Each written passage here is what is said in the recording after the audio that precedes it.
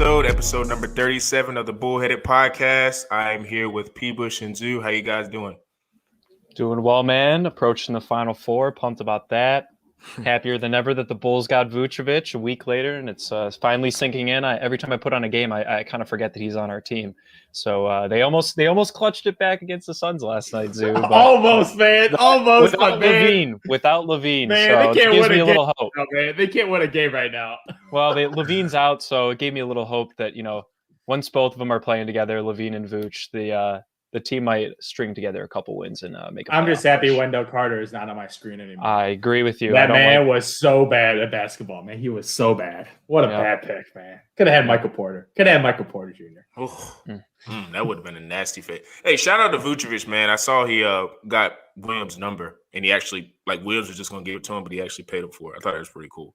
Vucevic, he got that max contract, man. He got that max contract. They gotta help out the rook, man, on their rookie salary. Yeah. He's got to buy Chick-fil-A for everybody, probably, so he's covering the bill for him. Definitely. Well, sticking to the NBA, we're going to talk about some buyout, candidates and situations that people ended up going to. Some of the bigger ones. Victor Oladipo went to the Heat. Andre Jordan with the Lakers. The Nets got Griffin, Aldridge, pretty much everybody for their buyouts. So I wanted to ask the fellas, which buyout do you see making the biggest impact? It could be to get into the playoffs. It could be, in the finals, whatever it can go. And Zoo, I'm going to start with you, man. Which buyout person is going to be the biggest impact?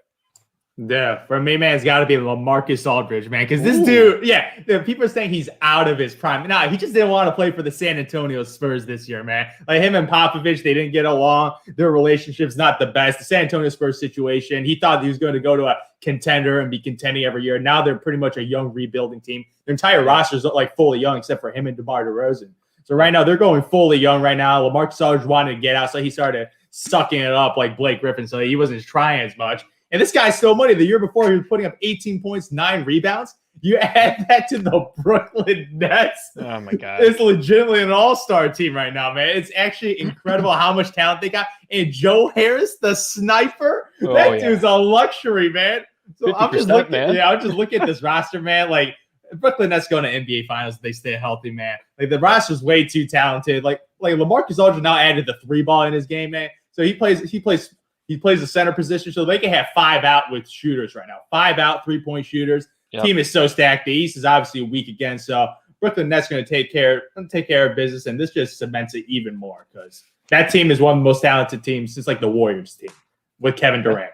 It is. So, and they cemented themselves. Yeah. They're deep now, man. And I'm sticking with the Nets, man. I got to go with Blake Griffin. Griffin? He was kind of the first guy to kickstart this whole NBA buyout season.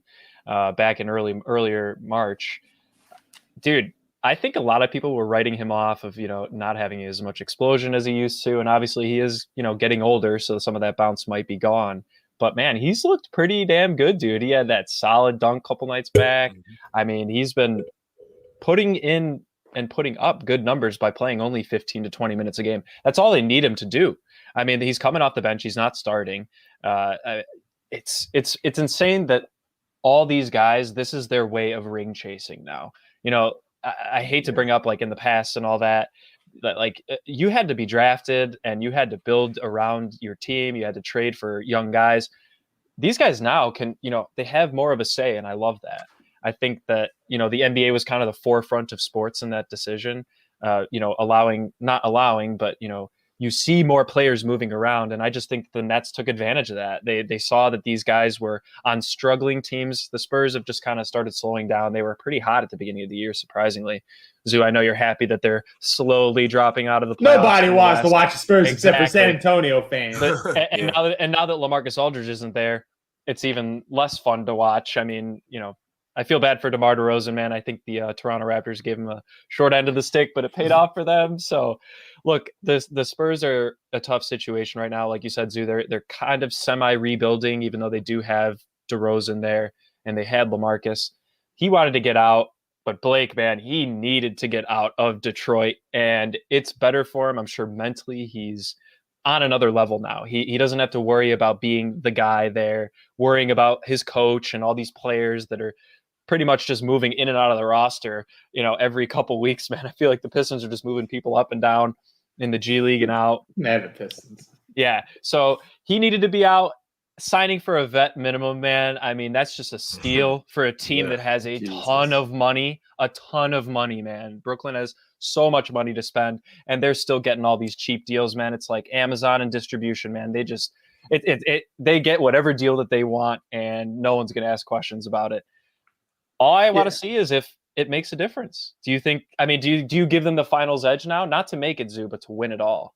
With these two additions. Because right now, because my pick was the Lakers, but with AD's injury and LeBron's injury, and they're trying to salvage it with getting Andre Drummond. He's a nice little player. They get a nice little center, but he ain't that good. He's just a really nice rebounder. But overall, AD's and LeBron's help, I'm very concerned about their health, especially the multiple. Oh yeah, absolutely. Especially AD more than LeBron, obviously, because I believe in LeBron. For sure. The guy's Wolverine out there. But Anthony Davis, man, this guy has an injury history, man, and his ability of rising through the challenge of going deep in the bubble in the short turnaround. The short turnaround is just not normal for athletes. Right. And it just takes superhuman athletes. That's why I feel like a lot of these teams, that's why I feel like the Heat had a slow return, because just going through that finals run is just hard on the body. Same thing with the Celtics. All these teams that made deep runs are having slow starts in the NBA because of the ability to recover is just so short for them, except for obviously LeBron James, who's superhuman. But like Andre Drummond, man, that's a cute pickup, but not gonna turn the needle. But I think they need some additional help too, because the West right now, it's looking real hard this year. Real hard, especially with the upgrades in the West, with all these West teams loading up, man. They're going for the Lakers throw. And for the Lakers, I don't think it's a consensus that they're gonna get out the West this year. Yep. Like last year, I was pretty confident. First time in a while. Yeah, I know. I'm just looking at for LeBron. Looking at the talent this year. Oh my Lord, man! You got multiple teams with multiple All-Stars right now. So good luck to the Lakers, because I don't know, the cakewalk East is still a cakewalk, because you're gonna get a first round bye, man. You're gonna get a first round bye against a really, really bad team. You might play the Chicago Bulls or the Charlotte Hornets in the first round. And that's just that's a 4-0 sweep. I'm sorry, I love my Bulls, but if they play against the Brooklyn Nets. Good night. Oh man, that could be a sweet, man. Yeah. I mean, Zoo, the Lakers are like on the brink of dropping to like the 6th seed right now. They're only a half game ahead of Denver and a half game ahead of Portland. There is a little bit of a drop off for the Mavs, who I think hold the 7th spot. Yeah, but dude, I still think the Lakers could make it. I mean, like you said, Zoo, I think that most people would write off LeBron's injury as he'll be fine, he'll come back, he'll be LeBron. But Anthony Davis, man, he's tweaked that ankle. He's had some issues a couple times, some scares, and now we got a serious injury that's been nagging him for a while. I still think that they have a legitimate chance. I think, like you said, Zoo, they need to be healthy. They needed to add rebounding, in my opinion. So I think that the Drummond pick was good. Would they have preferred to get Blake or LaMarcus? Probably, just because of scoring ability. But Drummond's a good fit there. Alongside, think about him and Anthony Davis, man. Alongside, it's a big front court. That's huge, man. That sets him up to play against the Rudy Goberts in the West, the Jokic's. There's legit big men out there. They might have to guard DeAndre Ayton if the Suns make a push. I mean, it's a good addition, but I don't think it's going to outshine what the Brooklyn Nets did. And like you said, they're just in an easier situation, man. So it's like, you kind of just give the hand to the Brooklyn Nets, say, nice job. You were able to pull this off. You're probably going to be in the finals now. But I think it's up in the air of who's coming out of the West, man. I agree with you. My pick's the Suns right now. What? Phoenix Suns? Suns out of the West, man. Really? That's my dark horse, man, to win it all. Oh, your dark horse. That's a solid dark horse pick, because my thoughts about CP 3-point guy, man. Still doing his business, man. Still putting up Tennessee. Dude, that mid-range pull-up is so money. Man, it is so money still, man. He commands the defense, too. He knows exactly where he needs to be so that he doesn't get screwed over on switches on screens and all that. He's calling everything out. There's a reason he's the Player Association representative, man. He's the president. Yeah, man.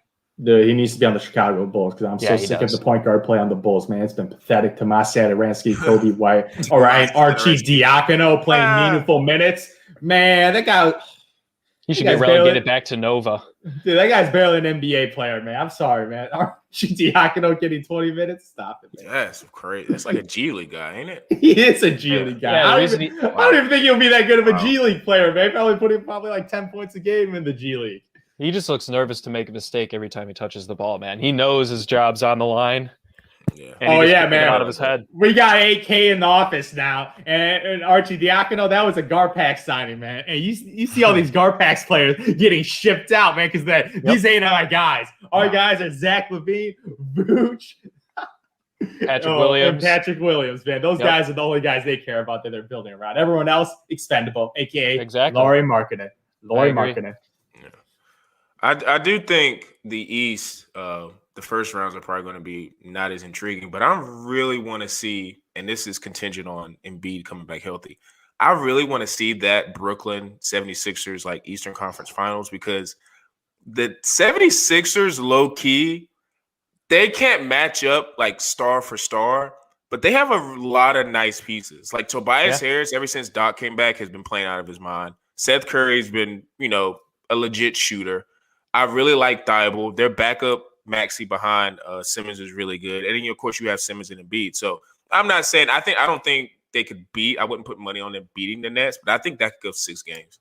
Because I just think they have nobody. I don't care who the Nets have. They have nobody that can deal with Embiid. Nobody. No. LaMarcus and like Simmons could maybe body up. I don't know, pick your poison, Harden, or like if you had to pick probably guard James Harden. Yeah, because you're not going to guard KD and Kyrie. He's too small for him. But I think that series could be. I think that could be out of all the conferences. That could be the best series. But the problem is, who's guarding? And I know Kyrie? you don't.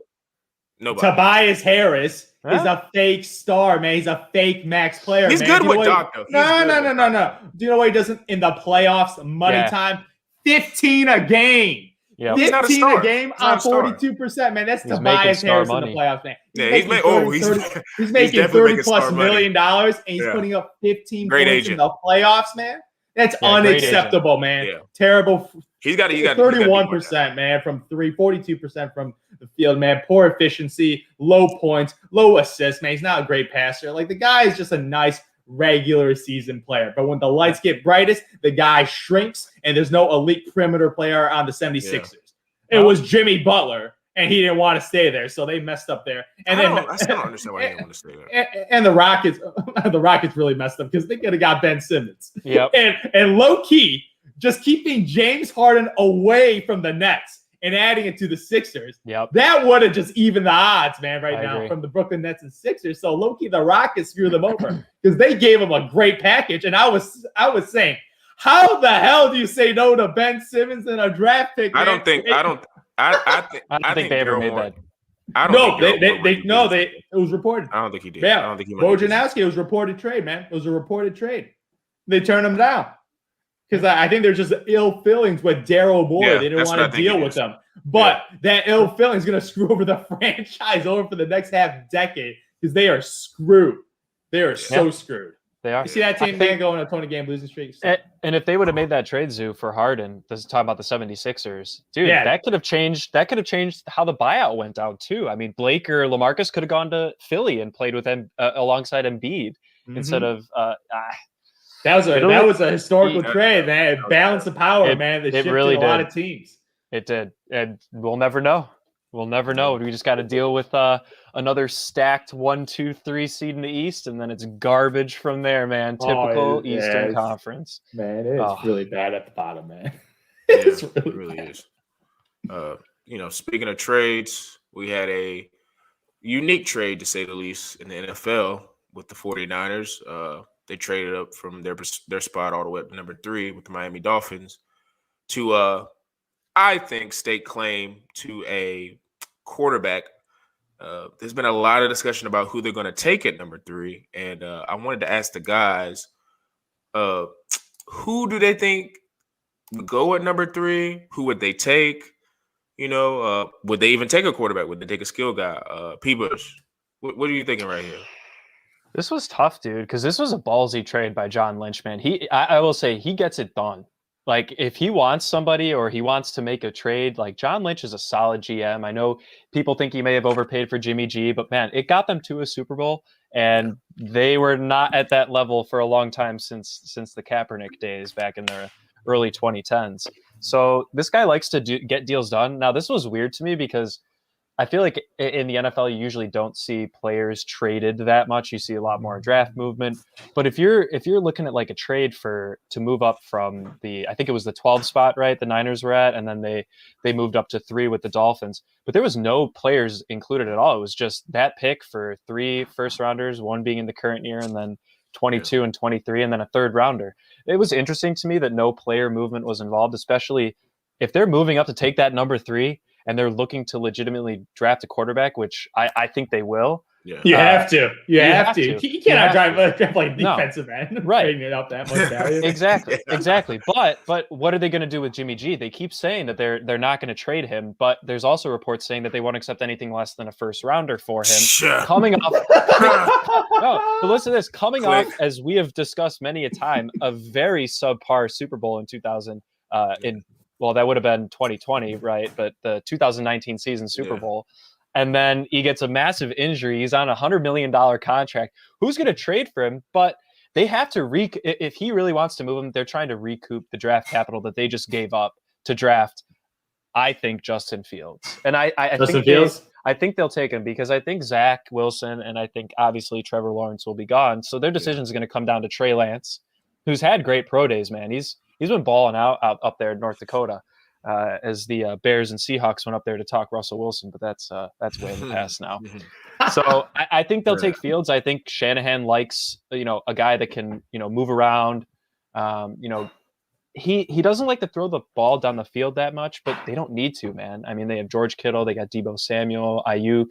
These guys could be legit. I think they just need a little bit more of a mobile quarterback instead of a no mistakes, I can't make any mistakes quarterback that Jimmy G was kind of brought up in the Patriots system.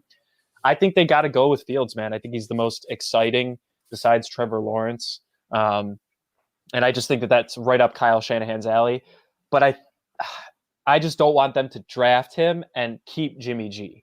I really just don't think that makes much sense. Yeah. I think that some people are taking a shot and saying Mac Jones could go 3rd overall to them because he's the most NFL ready. Mm-hmm. I don't get it. It's a lot of smoke, though. It's a lot of smoke and mirrors when it comes to what they're doing with Jimmy G right now. So it's hard for me to say, but they have the 3rd pick, and I think they'll use it on a quarterback. And I would personally pick Justin Fields for that team, man. I'm just saying, man, drafting QBs in the 1st round, it's always been a crapshoot. And right now, there's a lot of projected. I know that better than anyone. Of course.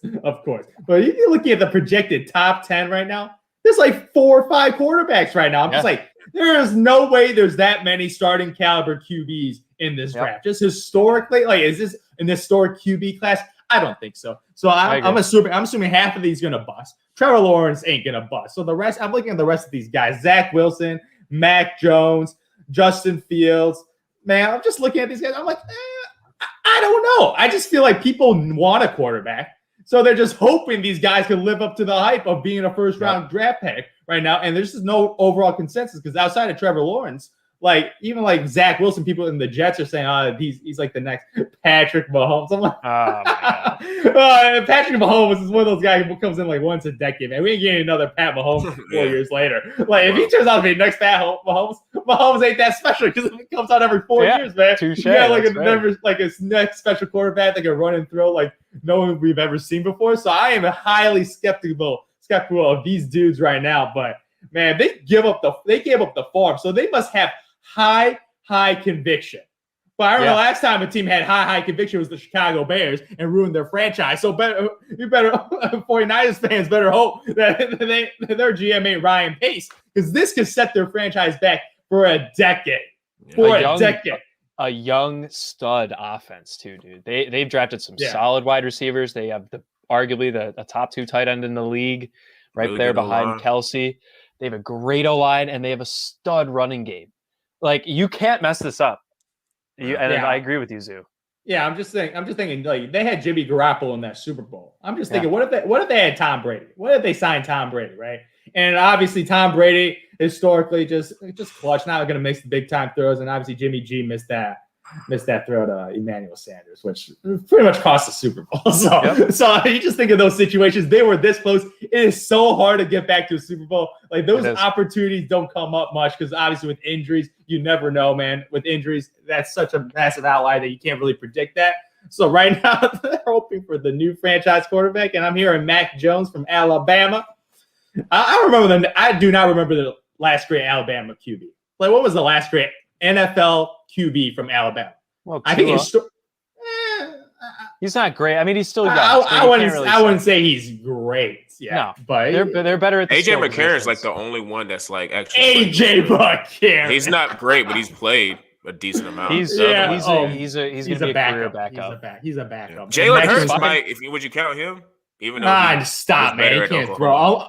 Stop. He can't throw yet, man. Unless it turns out I'm buying that stock. You're buying that stock? It's real low, but I don't know. The Eagles, man, like they're putting all their faith in the man. They can't really throw, man. You better be the next Lamar Jackson. That's pretty much all you can say. He's got to be one of those hybrid QBs, just rely on their legs more than their arms. But as a thrower, the Lamar type offense, yeah, exactly. But it's hard to win, as you see in the playoffs. Yeah. Lamar has a tough time. That's why they couldn't get any receivers. Because I mean, I'm not gonna lie. If I'm a receiver, I love Lamar, but I mean, I'm not gonna be able to reach my incentives playing with Lamar because their offense is built. That's not saying he can't throw. He can throw, but it's like he's not. Lamar throws maybe 20 passes a game. Maybe. Like, he barely hits 200 yards, man. He barely hits 200 yards. That's like a good day. Yeah. So that's not that's not how their offense is. That was Allen Robinson. A lot of people thought Robinson, if he didn't get tagged, he was going to go to Baltimore. And everyone in Chicago was like, why the hell would you go to Baltimore, man? You're going to play with Lamar Jackson in equally as cold of weather in the wintertime, man. That is not Lamar's gameplay. He's just going to be running the ball every single time, him and Dobbins. So it's like, I agree with you, Sean. I don't think any wide receiver would voluntarily go there. He's more of a tight end passer. That's always been his thing. He likes to just throw the, up the middle, intermediate, Mark Andrews, just that little touch pass because that's all. He can't bullet it accurately. He's never had. Every time he tries to throw hard, man, it goes straight into the ground. Almost every time it's short pass, and I don't know why anyone would go there, but I do agree it's the future of the NFL. The running quarterback situation. You got to have that option. Yeah, you gotta have a quarterback that can move. I will say that. Like they don't have to be like unless it's Brady. 4 speed. Yeah, he's truly incredible because he has a knack for like getting the ball out. Because I guess he's been playing for so long. Like he never gets hit, so it doesn't matter. And he's very elusive in the pocket. He can feel pressure very well and step through. Yeah, he does have quick feet, man. But his strides are atrocious to watch, man. It is ugly to watch that man run. That's why he just jogs off the you just see him jogging, man. That's really all he does. But we'll see what the 49ers do. Yeah, I'm interested to see because they're of course throwing out the report saying, oh, we're going to keep Jimmy G and they're going to draft a quarterback. But in today's day and age, man, like the whole sitting behind, like I know Jordan loves doing that in Green Bay, but like usually the guys, if you can play a little bit, they're going to put you out there. So to me, if like Jimmy G in 2 to 3 weeks is playing and they're like 1 and 2, the new guy's coming in. So, I mean, I guess they trade him in season. I don't know how the trade deadline stuff works in the NFL, but like, I just don't see it working because Shanahan obviously isn't. And for good reason, because Jimmy G has been hurt. And when he's played, he hasn't been like the greatest. Like he's been good, but he hasn't been like what they thought they were getting from New England, which is another reason why I would never. He kind of got benched. They said he was really hurt, but he had his helmet on the sideline, man. And, CJ Bettard comes in, and I think he may have even won that game if I remember correctly. It might have been the only one he did win. But would you take him in Chicago? I mean, what pick do you got? Y'all have a first. You have a first rounder? Yeah, they have. Well, yeah, they have a first rounder, but I think it's the 20th overall pick. They might take that, but dude, there's no reason for the Bears to do that. Take that. They would take. There's no reason for the Bears to do that. It's too big of a contract. I don't think I would do that. But you know what, man? Ryan Pace would probably make that trade. So I have no say in it, man. No, none of us do. So at the end of the day, man, I gotta root because the Bears are like you guys are. I just feel like I don't know because mediocre. I don't know if like Jimmy G is not necessarily the guy, but it's like you guys where you guys are drafting, you guys are not going to get a quarterback. Yeah, but he's going to be from good. Chicago. So. He's from Chicago. I mean, he has roots. He went to high school like a couple towns over from. Listen, where I know Zoo you and don't I grew up, man. Like, I don't think you. I don't think you like Nagy as much. But I think if Nagy could get a quarterback that's like better than Trubisky, I think he could unlock some shit. I think he's good. Nah, he really just like thinks Nagy. he's good. He thinks he's good because he learned from Andy. I think Reid, Trubisky handicapped him a lot, man. I think vice versa, but let's not get into that. Nobody handicapped Trubisky, man. He's not that good at football, man. Just accept the fact he's a career backup. He's where he belongs. But he's better than Josh Andy Allen, man. Better than Andy Dalton. Yeah, Andy Dalton. I don't even. $10 million. Stick with what you got for a lot cheaper, man. There's no reason to make that signing. Nah, Ryan Pace just couldn't look at the failure of his failures every day, man. Hey, this will never happen. This will never happen. But your boy Aaron, he's frustrated in Green Bay. They don't want him. Dude, heartbeat. If he would ever go to the Bears, that would be, oh my God. That would be like the low-key, man. Low-key, I want him to leave the Packers, man, because that relationship, I just feel like they're never going to win together. They're never going to win together. Even last year, I had no faith of them beating the Buccaneers, man. Zero faith at all. Yeah. I have open arms for that situation, man. God, if he were to do that, oh my God. Him and Allen Robinson, I would love because fans are with the defense, man. 7 years of first rounders for him. 7 years. Yeah. Virginia McCaskey, the owner of the Bears, will probably have passed away by then. So she's not going to have to deal with that. They need to sell the team, and they need to make that damn trade, man, because I want Aaron Rodgers in the Bears uniform. And Aaron Rodgers, his personality, like, if I had to pick one quarterback to do that, he would do it. Oh, he's petty, man. He's petty, man. Mm-hmm. He's definitely the quarterback to do that. So that would be pettiest. Besides maybe Brady. Brady's a pretty petty man. But he just doesn't need to be. Yeah, he's the GOAT. I don't know why he's. I guess that's what drives him, though. So, but last topic of the day or the night, Final Four. You know, Gonzaga. We all knew. I guess some of us, like Zoo, kind of had a good idea of where they were going to be there. Baylor was there. You know, surprisingly, Houston, and I think the most surprising is UCLA.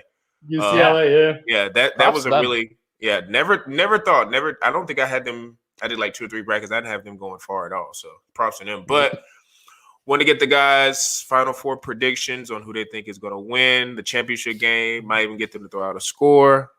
Zoo, go ahead and start with you, man. I already know where you're going. Like I said, man, I said Gonzaga and Baylor were the 2 best teams in college basketball. I had them in the championship game. They fit the Zoo Big 3 criteria of my AP polls being top 12, baby. I'm telling you that.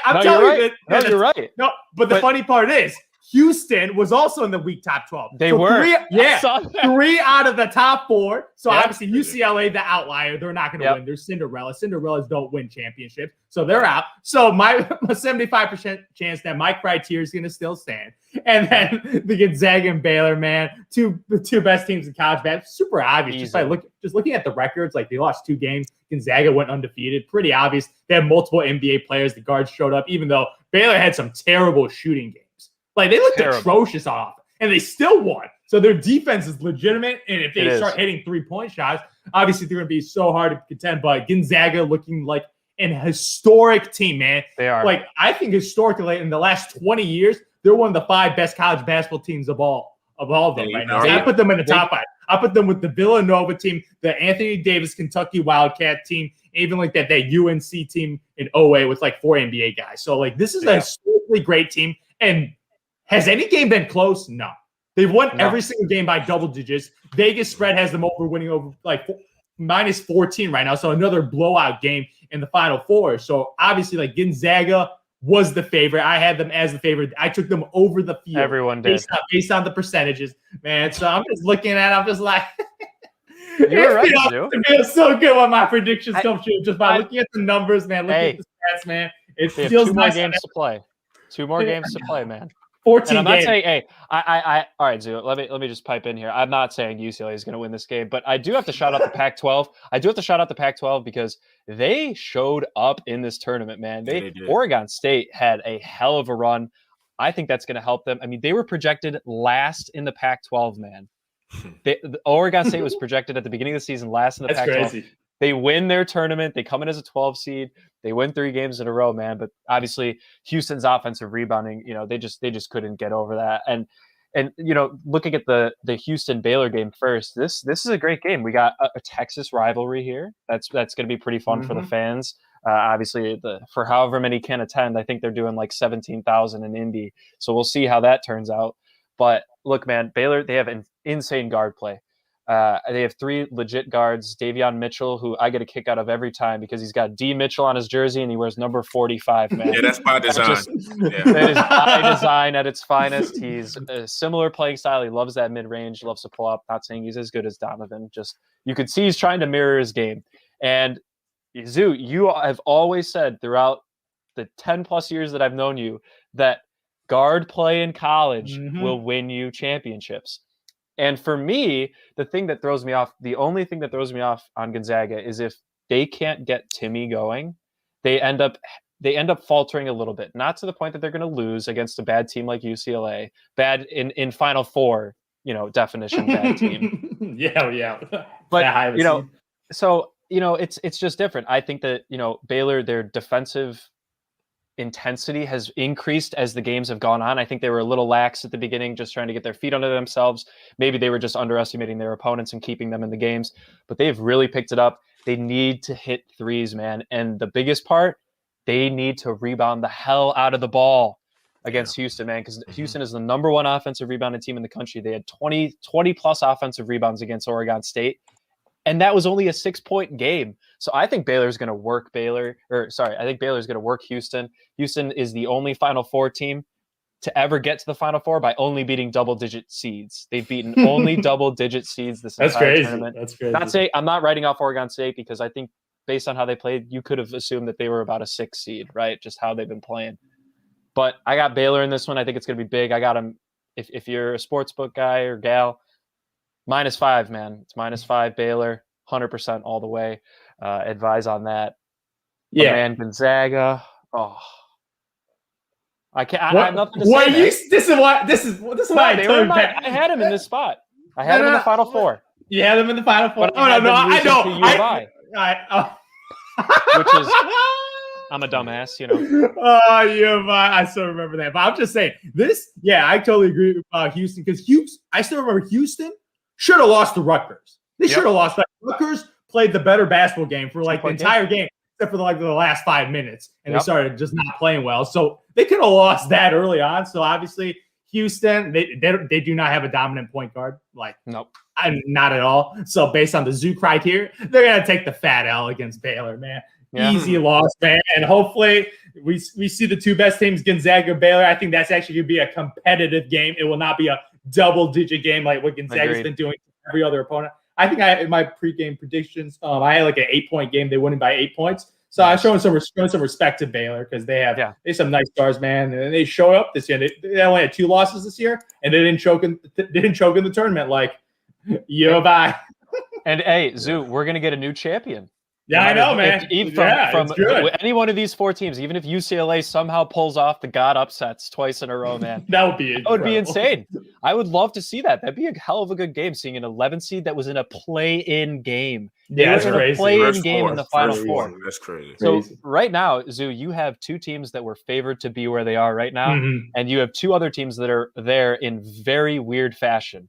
One team only beat double-digit seeds, and the other one had to play a play-in game against a very tenured March team in Michigan State that a lot of people had UCLA losing that game. Yeah, Michigan State. And analytics like them.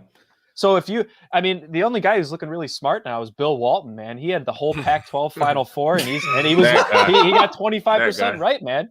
He could have had more with USC and Oregon State in the mix in the Elite Eight. But Zoo, I agree with you. Got Gonzaga going against Baylor.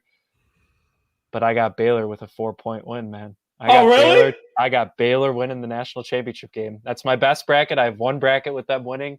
Baylor all the way, man. I just think that. Do I smell a bet? Oh, dude, a bet. Do we have a wager? $20? Yeah, let's do it. Okay. $20. If that's the case, if either team gets washed. Yeah. But if they get knocked out before, no bet. To wash.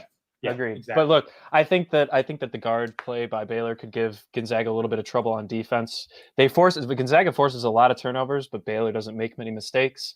Baylor also likes to force turnovers, so it's really going to be who for however good they are, semi implodes, however you want to take that. Jalen Suggs ain't imploding, man. He ain't imploding. The guy is built, man. But you got to know this, man. Baylor's a top 10 team in adjusted offense and defense, man. They know how to adjust in second half. They're one of the best second half teams in the country, and Gonzaga has never really had to adjust. So I'm very interested to see if Baylor can that is true. They have blown out. Gonzaga's never been pushed, and now they're playing against the team that's been sitting right behind them all year, trying to catch up to them, and that means something to Baylor. I think Gonzaga's a little nervous to face Baylor. Nervous? Yeah, no, these guys are built differently. These guys are 18, 19 years old, man. No matter how good they are, they're in the biggest stage in college basketball, man, and they're going against the second best team in the country, if that's the case, and Houston doesn't pull the upset. So I got Baylor by 4, man. When historic teams happen, you just bet on the historical great teams. That's what they said about Kentucky too, man. Oh, man, this is a different team. It's not all freshmen, man. It's not all freshmen. And that makes it more impressive, too. Yeah, we got the senior, man. We got some upperclassmen. That's why this is like the perfect blend, man. You got like the people that stayed for multiple years that develop into NBA players from regular Joes to NBA players, and you have the one-and-done type of guys in Jalen Suggs. When you have that perfect blend of players, that's when you have the recipe for an NCAA like champion team. And I think that's the recipe in the future. They have so many options, man. Yeah. One guy's a little off. They just bring in Kisper. They bring in Timmy, Suggs, whoever, right? They got a couple other damn good guards. I can't remember their names off the top of my head, but number 3 and number 11. Ayayi, number 11. He's had a nice mid-range game. But, man, I have to root against Gonzaga, man, because you know who the last team – Zoo, you know who the last team to go perfect is? The Indiana Hoosiers. Indiana Hoosiers, man. So it's been what? This will be the 45th anniversary of the last perfect season. Wow, so crazy. You're talking about top college teams of all time, man. Yeah, that Indiana Hoosiers team's right up there for going the last perfect season. I got to root against Gonzaga, man, even though I know they'll probably win. I know they'll probably win, but I do think Baylor could give them a legitimate run for their money. But it'd be a very close game. Oh, yeah. It would not shock me if Baylor wins because they're a tremendous basketball team. But when you got a historical team, man, I'm picking the historical team every time. Touche. I do think, but I guess the interesting subplot with Gonzaga and UCLA. I know UCLA was a first 4 out, but I think with the confidence that they have and plus to their heritage, this is not like, and I'm not trying to throw shade at Loyola Chicago. This is UCLA. So like a lot of those guys who are at UCLA look across and look at Gonzaga like, come on, dog. Like even though Gonzaga is a beast, like they're not the typical first 4 out, like the first, like the whatever first round, like they're a historic program. So I bet you they're thinking like, like it's an arrogance. I think write us off. Players, yeah, we're UCLA. Like you guys are still Gonzaga, even though Gonzaga is a huge brand. I don't think it's an original Cinderella with UCLA. So I wouldn't pick UCLA, but I don't think they're going to be scared of Gonzaga. Like it's not like a team. Rain, dude. Yeah. If they get hot. And I like their little point guard. I don't know his name, but he's got the huge dreadlocks. Jazam. No, he's like 30. It's another guy. Campbell. Tiger. I think it's Tiger or something. I think it's Tiger Campbell. Yeah, he's like the shorter guy. I like him a lot. He's a tough point guard. Really, really tough point guard. I like him a lot. They have good guard play. They have no height though. Yeah, none whatsoever. And I think they're gonna. That's where Gonzaga's gonna just. What's his name? Is gonna come out. He's gonna eat. He's gonna be. He's just got that handlebar mustache, man. He was supposed to cut that. Apparently. Yeah, he was supposed to cut that. I think his mom said. God, hey man. Yeah, he's a little stitious, man. He's a little superstitious. Definitely. So, yeah, it's gonna be an interesting Final Four. Histories with Gonzaga. They look like the team to beat. So, it will be nice to see a team run the table, but like you say, man, you never know. UCLA and Houston might. I know, Sean. It would be crazy. It would be crazy if UCLA and Houston. UCLA wins. I would be so shocked. I would be flabbergasted. Everyone. I would be flabbergasted if they beat the Gonzaga Bulls. Yeah. I'm flabbergasted that they're where they are right now. So hey, man. I'm Michigan. I'm just saying. They held Michigan to 48 points, man. Yeah, I'm just saying. There's always that one team in the Final Four. You're like, oh, how they make it? Like Loyola Chicago. That was the team a couple years ago. There's always one little team that comes out of nowhere, but that team never wins. I'm telling you, they've never won. Yeah. So like, It's not going to happen. Closest team was Butler, who was the ultimate Cinderella, and they almost beat Duke. So that was the last time a Cinderella almost pulled it off. But some people would argue UConn. Some people would argue UConn as an 8 seed. UConn an 8 seed when they won. Kemba Walker with Kemba Walker. The one with Boatwright. You mean Shabazz Napier? Shabazz Napier, man. That was probably I'll give you that underdog team to win. And that was against the Kentucky, who was a 9 seed in that tournament, man. That was a hell of a national championship game. That was a really good national championship game. Hey, maybe we'll get UCLA Houston, man, and we'll both That would be wild. Oh, no, that would be bad, man. Yeah. UCLA Houston? I don't want to watch Houston. No, I don't want to watch Houston at all. I'd watch UCLA play I'd watch UCLA play Baylor. I think that'd be a decent game. But look, man, I want Baylor Gonzaga. I think it's going to happen. Gonzaga. Yeah, but I think we're split destiny, on that outcome. It's destiny, man. It is destiny, man. It's going to happen. Yeah. So we are going to be interested to see who ends up winning the national championship. And then once that happens, March Madness will be over. And I think a lot of people are going to start shifting their focus to the NBA because playoffs are right around the corner, and like you say, with the play-ins now, it's going to be a lot of jostling. I love it, man. They're trying to get it. It's like March Madness again, man. It's March Madness again. Maybe the Bulls will be UCLA, man, and they'll be in the Eastern Conference Finals. They better make the tournament, man. They better get the opportunity. I don't want to see with an 11th seed, man. We don't have our first round pick no more, man. It's protected, but we don't got it no more, man. Give me that April-May madness, man. You guys are who's behind you? Toronto. Yeah. Washington Wizards.